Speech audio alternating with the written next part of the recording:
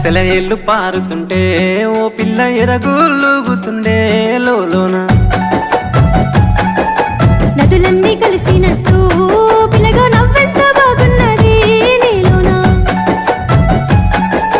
గాజుల సప్పులు గలుగల్లు మోగంగా గజ్జెల పట్టీలు గంతేసి ఆడంగా వరిగడ్డి మోపు ఎత్తి ఓ పిల్ల వయ్యారి నడుము పవే ఈ వేళ